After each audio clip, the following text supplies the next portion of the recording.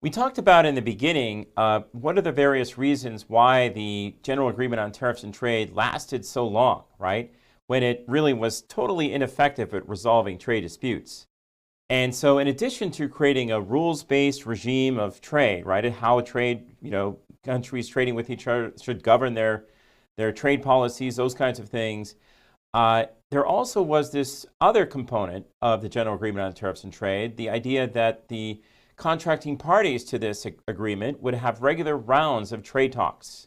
In other words, they would have regular meetings where they would come together and discuss ways they could reduce trade barriers among themselves. And so this, I think, is one of the major reasons it lasted as long as it did, even though it was so ineffective at resolving trade disputes themselves. What's interesting to see is how these trade rounds changed over time, right? How the meetings, these negotiations on trade barriers, initially were completely dominated by the United States, the hegemon right after World War II. But then as time went on, there were increasing conflicts and tensions and other kinds of issues that arose. So I think it's noteworthy, right, to look at this phenomenon that these trade rounds, these regular meetings and discussions on trade barriers, right, and ways to reduce them, ways to reduce the restrictions among the countries of the GATT in trade, began to take longer and longer. So the names of these meetings, these rounds, don't really matter. Usually they took on the name of the main city where the first set of meetings were held. Sometimes they took on the name of an important government official that year during the meetings of the trade discussions. So the initial round was held in Geneva, Switzerland. It was concluded relatively quickly. Later, they began to be held in other cities. You see that they increasingly, there were these discussions that were going on in various cities that were concluded relatively quickly. Over time, the rounds began to take a little bit longer to conclude. And the reason for this is there were additional contracting parties to the General Agreement on Tariffs and Trade. The kinds of issues they were discussing were more complex and sensitive, right? For example, in the Tokyo round, they began discussing issues related to agricultural subsidies, which was a very hot item, and continues to be. So that's why these various rounds of trade discussions sometimes took longer and longer and longer to conclude. Another reason, in addition to the greater complexity of issues they were dealing with, the kinds of sensitive issues they were discussing, is that the United States wasn't the overwhelming dominant economy of the global economy. Other countries had begun to emerge, began to challenge the U.S. dominance, and began to push back sometimes and demand other things. And so I think that's why sometimes these negotiations began to last longer and longer. And you can see this in the years that it took for them to be concluded. This last round of trade negotiations, the Uruguay round, was significant, not only because the content of what was concluded, but this was where the decision was made that people had to move beyond just the General Agreement on Tariffs and Trade, that all the contracting parties had to do something better to find a way to resolve disputes in a more effective manner. And that's where it was decided to create the World Trade Organization. So you can see, again, so this is sort of a little bit of discussion of the kinds of issues that were discussed in these rounds. Again, none of this is really that important or relevant to us. I just wanted you to have an idea why the rounds began to get into more complex and more difficult issues, why they began to take longer to conclude, in addition to the fact that other countries now were beginning to assert their own interest and push back sometimes from the U.S. Dominance. So I think it's interesting that in this Uruguay round, you see some of these important agreements. The most important of these, however, was the creation of the World Trade Organization. And I think it's interesting to note that the first round of negotiations that has occurred under the auspices of the new World Trade Organization, the Doha round, which kicked off in Doha, Qatar, countries whose name I pronounce in various ways depending on the people I'm speaking to. People from the actual country of Qatar have told me it should be pronounced Qatar, like Qatar, and I hear it pronounced in different ways. But the first round of negotiations under the auspices of the WTO, the so-called Doha round, is also known as the development round. And the reason for this is there was a discussion about completely eliminating agricultural subsidies. This is something that developed countries, the United States, Japan, the European Union, have done and continue to do ever since the General Agreement on Tariffs and Trade was created, ever since the WTO has been around. And the idea that was proposed is maybe the developed countries could completely eliminate those agricultural subsidies, those financial benefits that their governments give to agricultural concerns, to big farmers in their countries. That's a very sensitive issue because these farmers have a lot of clout politically everywhere in the world, and especially, I think, sometimes in the developed countries. On return, the idea was developing countries would liberalize their trade and services, would open themselves up to foreign banks coming in and establishing their operations in those countries, insurance companies coming in and offering their services. So that's a sensitive issue sometimes in developing countries, right? So these are the kinds of things that were being proposed under the Doha round. You see, the Doha round started in 2001. It still isn't done. And periodically, you'll see newspaper headlines that say, Doha is dead. The Doha round of negotiations has been suspended, and then it will start up again, right? Because it's such a sensitive issue, these agricultural subsidies, that it just they haven't come to a conclusion on this yet. So this is still very much a work in progress, right? The Doha round. The reason it's called development round is many developing countries said if these developed countries were to get rid of agricultural subsidies completely, think about that. If their governments, stopped providing financial assistance to farmers in the developed countries in Europe, the United States, and Japan, oh my gosh, then think how that potentially could make developing country farmers much more competitive in world markets. They would not have to compete with the cheap subsidized imports of agricultural goods, of corn and wheat from the United States, for example, or soybeans, from other countries, including the United States. Now they could develop their products. They could export their cotton and their corn and their other kinds of agricultural products without having to compete with cheaper subsidized goods from developed countries. And that theoretically could lead to the great expansion of exports in places like Brazil and in African countries, and that could really lead to the development of their economies. So that's why this has been sometimes referred to as the development round, but you can see that because it is such a sensitive issue politically, this has not yet been concluded. So it just gives you the sense of the kinds of things that are discussed in these negotiations. And so no end in sight yet for Doha round. So in any case, that's what those rounds were all about. And I think that the reason that it has taken longer, we talked about this, is not just the greater complexity, but the fact that Europe and Japan began to recover soon after World War II. They emerged as important economies in their own right. Developing countries all around the globe began using strategic trade policy, in other words, intervention by their governments in their economy, promoting exports and protecting their certain industries so that they could then use that protectionism to kind of allow their entrepreneurs to develop new manufacturing sectors and begin exporting the kinds of manufactured goods that right after World War II, it was primarily just the United States that was doing this. Now you started to see increasing competition. And so as the U.S. dominance in the global economy began to change, right, as these other countries began to emerge and challenge U.S. dominance, it isn't that the United States became weak and powerless all of a sudden. It remained the most powerful country, the most important economy in the world. It's just that other countries began to challenge that dominance. You started to see the United States begin to maybe not be that open to the idea of just keeping its market completely open. And you saw other countries beginning to challenge the United States in other ways. And so I think this is where you started to see these other countries using some of these policies, intervening in their markets, sometimes defying, right, the free trade regime that the General Agreement on Tariffs and Trade had established. The United States sometimes would try to fight back from some of those things. Would say there's been some unfair practices, perhaps, or there's some things that are going on that don't seem right, right? But remember, before you had an effective dispute settlement process in place, until the WTO came along, the rules of the GATT allowed just one country to block any ruling by GATT panels that were deciding these trade disputes. And so the United States might bring a dispute forward to the GATT dispute settlement process, and there would be a panel set up.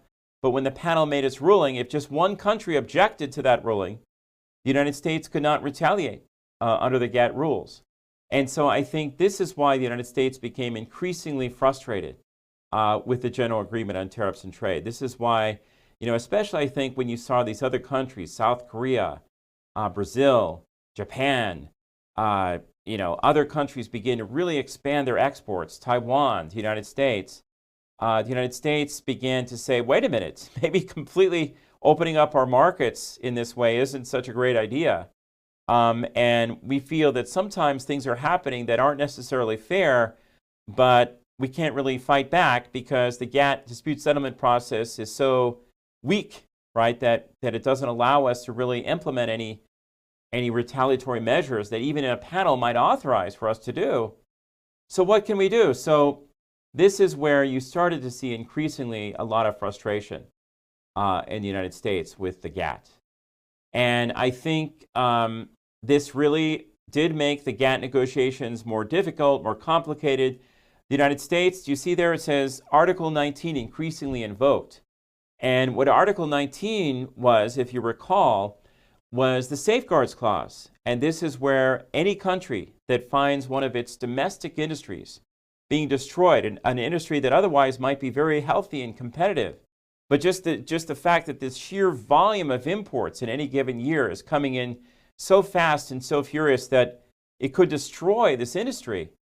Well, any country that is a contracting party to the GATT, these were the rules, would be allowed to impose, 3 years of high protectionist tariffs to protect that industry in that kind of scenario, assuming that the industry was highly competitive in every other way, that the country was using the latest technology. It was just this volume of imports that was destroying an otherwise healthy, vigorous industry. Well, the United States began to invoke this Article 19 again and again and say, we need to impose protectionist tariffs.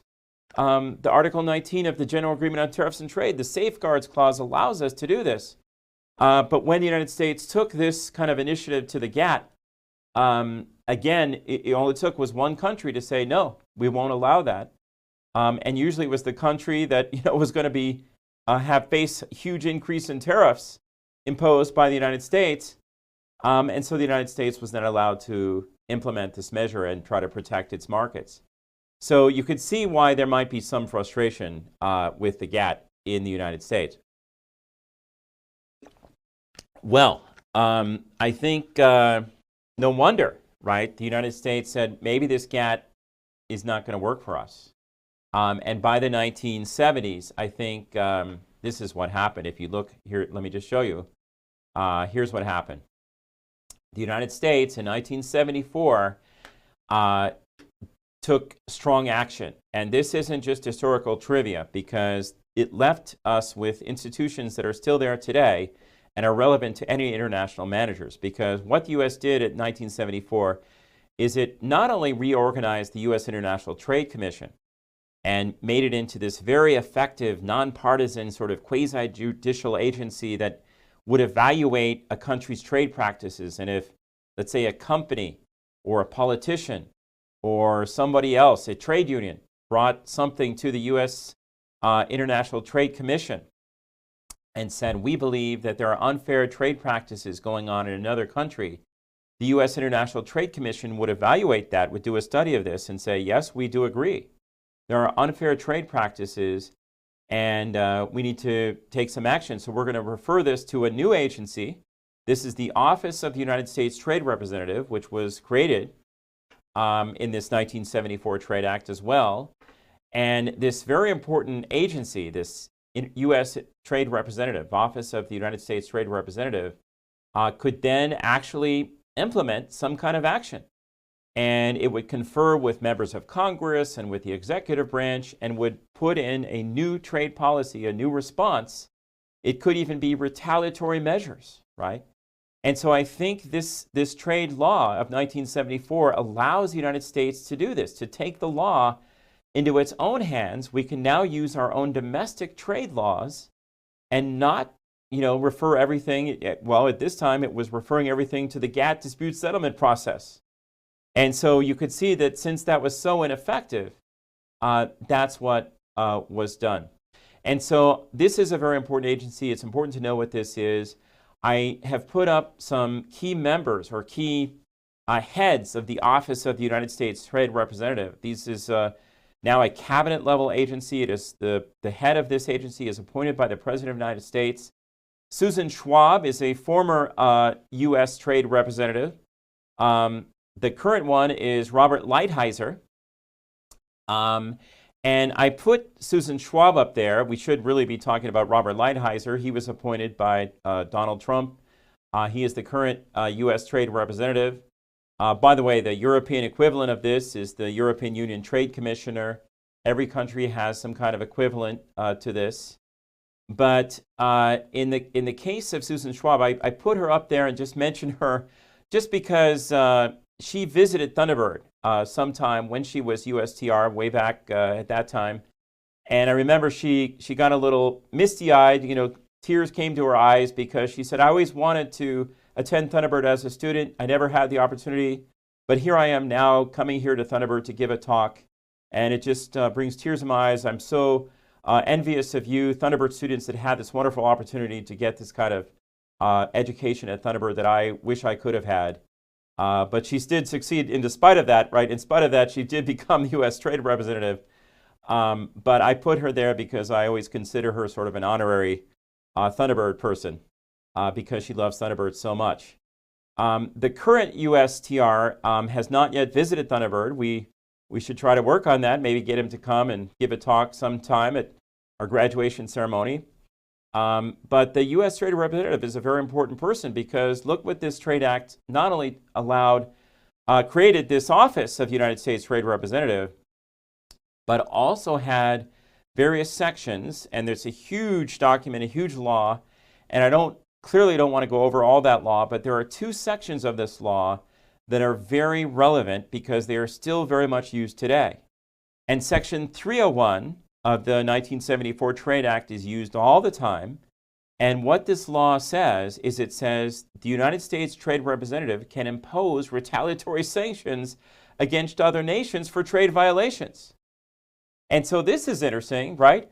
Weren't we supposed to go through the General Agreement on Tariffs and Trade? Weren't we supposed to go through the multilateral process? When we signed on to the General Agreement on Tariffs and Trade, that's what we agreed to do. But now what you see is going on here is in 1974, we were so fed up with this that we said it's not working. It's not resolving trade disputes. Just one country can block any kind of action we want to take. I mean, this is ridiculous. So we're going to create our own domestic law, the 1974 Trade Act. We're going to create an office of the United States Trade Representative that can take action. And Section 301 of that law, the 1974 Trade Act, allows that U.S. Trade Representative to actually do this. We can do this ourselves. We can impose the retaliatory measures even without consulting with the GATT dispute settlement process, okay? So that is significant, right? Section 201, I should have done these in order, but I wanted to talk about 301 first because it is so significant and is still so widely used. But Section 201 is also still used today in the United States. And this one allows, this should look familiar to you, this one allows the USTR to impose safeguards measures, right? We just talked about this. That's Article 19 of the GATT, remember? Article 19 of the GATT says that if a country finds one of its domestic industries is being destroyed by the sheer volume of imports, then that country, right, that United States, this is the U.S. law, if the U.S. finds that is happening, well, the USTR can simply impose high protectionist tariffs for a period of 3 years. This is just like Article 19. In fact, it intentionally was meant to parallel Article 19. So we can do the same thing, but under our own laws and with our own timeline and according to our decision, right? If we believe that the sheer volume of imports would damage a U.S. domestic industry. So this is what the U.S. began to do. Now, I guess it was too late for things like the consumer electronics industry in the United States. You notice that TV sets are not really made in the United States anymore. Most consumer electronics that's gone. That industry disappeared because there was the sheer volume of imports. It just disappeared, vanished, right? It's no longer an industry that the United States has here, really to speak of. So I think this may have come too late for this, but this is what the United States began to do, and we still continue to use this in other ways, right? So I think this is very significant. Now, you might ask me, okay, if the United States has these laws and uses these laws, now that we're members of the World Trade Organization, right? If you remember this, since 1995, when the WTO was created, the U.S. now, is supposed to really refer any of these disputes to the World Trade Organization. The World Trade Organization actually does have a more effective way of resolving these disputes. Why do we still use these laws? Well, the reason is these laws allow us to take action quickly, right? We can take immediate action. And then we can say to any country that disagrees with what we did, hey, if you don't like what we did, you can take us to the WTO. And you can take us to the dispute settlement process of the WTO. And if the WTO panel rules against us, well, now, because as you were going to see, the WTO has some really effective ways to implement these measures that eliminated that problem of the inability of countries to actually take action. Now the WTO dispute settlement process really works. Well, if we are ruled against, right, a country takes us to the WTO and the panel rules against us in the WTO, well, then we will respond. Then we will bow down to the superior authority of the WTO, and we will say, okay, we were wrong, because we don't want to face potential retaliatory measures, right? So I think what is interesting is we continue to have these laws. We created these laws, the Trade Act of 1974. We continue to use Section 301, 201, and take action. But even though we believe in the WTO, we're members of the WTO, we actually think the WTO dispute settlement process is effective now. We continue to use these laws, and if another country objects, takes us to the WTO, and the panel rules against us, then we will accept that. But we have been able now, this enabled us to take immediate action and to respond quickly. So I think that's why it's important to know about these. And of course, most countries in the world have similar domestic laws that allow them to take immediate action. If we disagree with something they did and we think that it is not compliant with the GATT, well, guess what? Then we can take them to the WTO, and the WTO continues to oversee this general agreement on tariffs and trade. That agreement is still there, but now the dispute settlement process of the WTO is much more effective. There is an actual way to resolve these disputes, which I'll explain in more detail in a moment. And that's why these laws continue to exist and continue to be very relevant. So I wanted to explain that in some detail, okay? So here is what is interesting, though. So in 1974, we clearly felt that the GATT process, as it was set up at that time, was so ineffective we had to do this. There are some other things that we did. For example, this one is interesting. We passed another Trade Act in 1988. Remember, the WTO, with its more effective way of resolving disputes, didn't come into existence until 1995. But in 1988, we still were frustrated with the ineffective GATT process of resolving trade disputes. So we passed this 1988 Omnibus Trade and Competitiveness Act, which itself had a special section or provision that dealt specifically with IPR issues, intellectual property right issues. And what this special section said, in fact, journalists dubbed it very quickly Special 301, because it reminded them a lot of Section 301 of the 1974 Trade Act. What it did is it allowed the United States government to take retaliatory action, right? The USTR could say, we are going to impose retaliatory tariffs. And so they did this in response to the ineffectiveness of other countries intellectual property rights laws and property rights protections. So, for example, if United States business, a U.S. company, was doing business in Brazil or in Taiwan or some other country and found that its patents were not being respected or its copyright for that company was not being respected. Let's say a pharmaceutical company found that a Brazilian company was ripping off its patented pharmaceutical product and was copying that and selling it at a much lower cost in Brazil. Oh my gosh. Then the United States government, under this law, could take retaliatory measures, right? The USTR could, impose tariffs as retaliation against Brazil if they deemed that the Brazilian government was not doing enough to make sure that this company did not do this kind of thing. It did not have adequate protections. The U.S. government could respond. And so that's what this kind of law allowed. Now, could we have gone through the multilateral process? Yes, but as we know, under the GATT, that process was ineffective. So that's why we had to resort to these trade acts. And these trade acts, these laws continue to exist. They are still on the books. We still use them. We take action immediately under these laws. But then, again, we have a much more effective dispute settlement process in the WTO. And if another country takes, objection to what we did, they can take us to the WTO, and if the WTO panels rule against us, we will drop our retaliatory measures. So I just wanted to mention why these laws are still very much in use, still very much relevant to any international manager that is involved in international trade. So one law that actually doesn't exist anymore, and I should actually cross this out because I wanted to clarify that law is no longer relevant. But one law in the 1990s, this is where the United States was getting so frustrated with the massive imports from Japan, and at that time, and we were so just angry, really, I think, that we weren't able to penetrate the Japanese market with our own products, that we passed a law saying that this is kind of a ridiculous in retrospect, but at that time we said there are so many impediments to trade, obstacles to trade.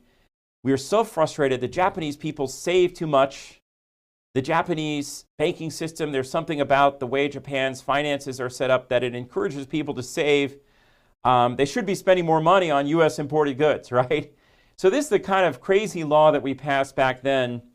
We later eliminated this law, but clearly the United States was feeling frustrated that other countries were now emerging, challenging U.S. dominance, were not completely reliant on imports of U.S. manufactured goods, were able to do some things to kind of develop their own industries and maybe take some economic nationalist actions that might be, conceived as sort of blocking the U.S. ability to dominate trade as it had in the past. So this is kind of an example of the U.S. kind of lashing out like a wounded dinosaur, frustrated that its hegemony wasn't quite what it had been. And so the question is, you saw this kind of thing, the U.S. taking this kind of strong action, and the question is, could the World Trade Organization resolve some of these issues? So we'll come back and we'll talk about the WTO and its process and how it works, the trade dispute settlement process, in more detail in the next section.